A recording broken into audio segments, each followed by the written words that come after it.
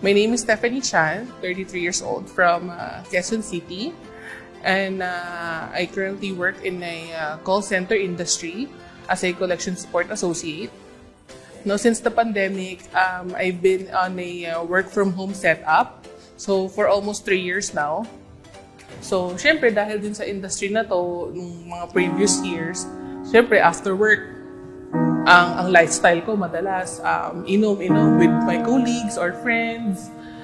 What I did, pumunta ako ng hospital. Tapos, noong araw na yun, dapat kukunin ko lang result ko for the 2D echo, ECG, and mga blood counts ko. Tapos, ayun na, tsaka lang sinabi sa akin na hindi na pala ako pwede umuwi. Kasi daw, may cardiomyopathy na pala ako. Next to stroke na ako. Naiyak ako syempre, kasi parang hindi ko ina-expect na parang, oh my gosh, sa gatong edad ko, may sakit na ako. Yung cardiomyopathy kasi, ito yung isang disease sa heart na nakaka-apekto ng heart muscle para mag-circulate yung blood sa buong body. Hindi nagpa-pump ng maayos yung heart ko para i-circulate niya yung blood lahat sa aking katawan.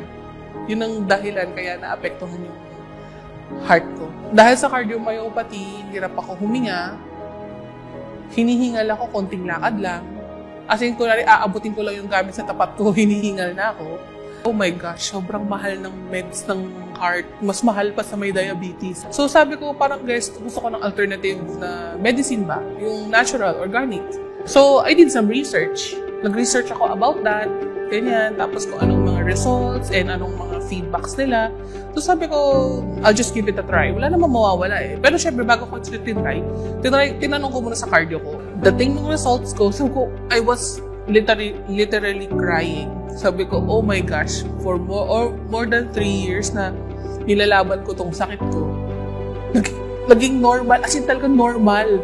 Dahil sa barley na to, naging believer ako eh. Kala ko simpleng juice lang siya. Tapos may nakapagsabi kasi sa akin na mas maganda yung juice. Kasi yung juice puro.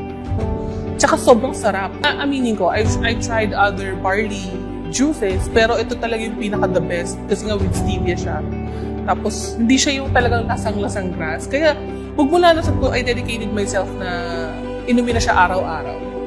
I drink it every day, every morning. Lalo pagising sa umaga, kailangan pagising ko sa umaga, nakikita ko siya.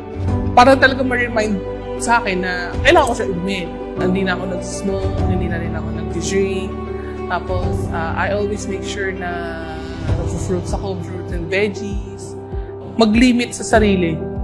Kumbaga, yung katawan natin bibigay at bibigay yan eh. So, ika nga sabi nga nila, totoo yung sinasabi na lahat ng sobra masama.